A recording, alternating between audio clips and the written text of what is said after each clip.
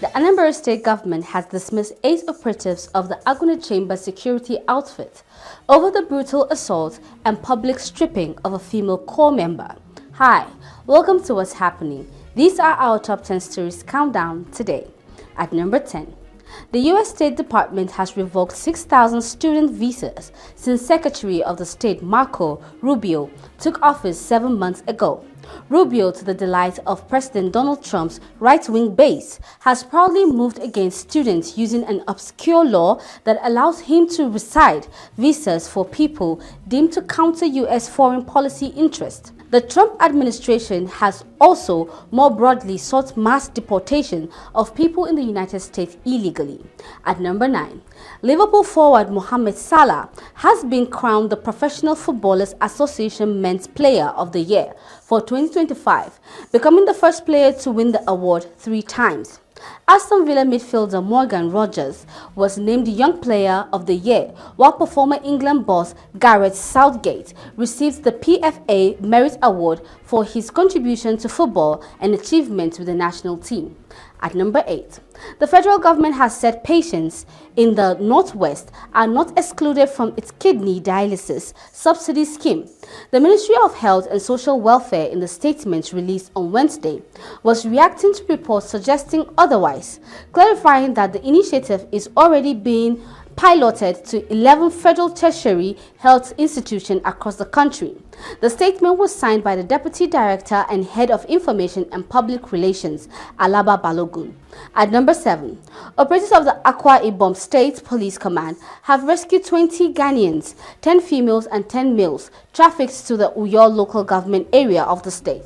The command's public relations officer, DSP Timfon John, disclosed this in a statement issued in Uyo on Wednesday.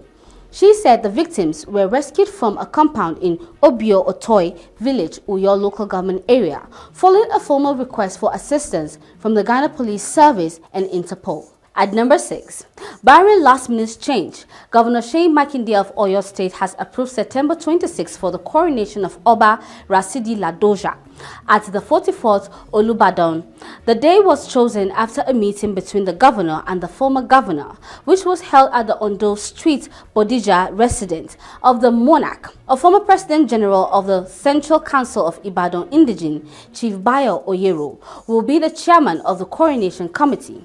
At number 5, the Chief of Army Staff, Lieutenant General Olufemi Oluyede, has vowed to address the welfare and other challenges facing soldiers.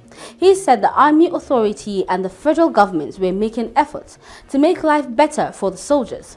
Oluyede spoke on Wednesday at the end of a 3-day visit to the headquarters of the Nigerian Army 6th Division in Port Harcourt, where he inaugurated a number of projects, addressed troops, and interacted with critical stakeholders in the Niger Delta region.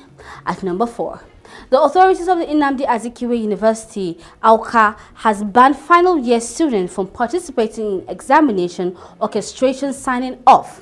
In a press release signed by the registrar, Dr. Chineye Okeke, the ban takes immediate effect. Okeke cited chaos, violence, and disruption of normal university activities as the reason behind the directive. At number 3, the Nigerian Bar Association has condemned the assault on a member of the National Youth Service Corps, Jennifer Oloba, by security operatives in Anambra, and is demanding the prosecution of those involved in what it described as an inhumane act.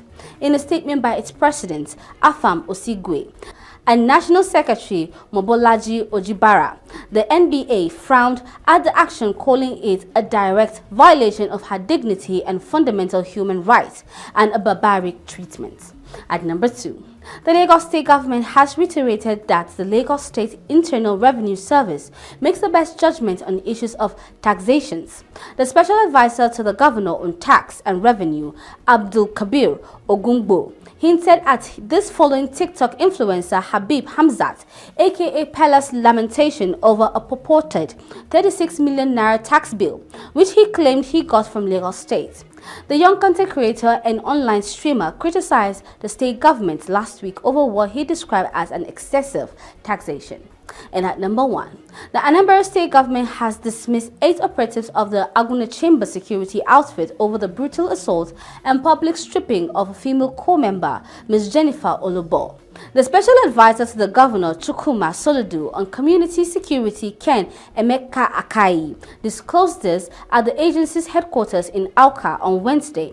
Emeka Akai said the government acted swiftly after receiving reports of the incident, adding that the operatives would be handed over to the police for prosecution.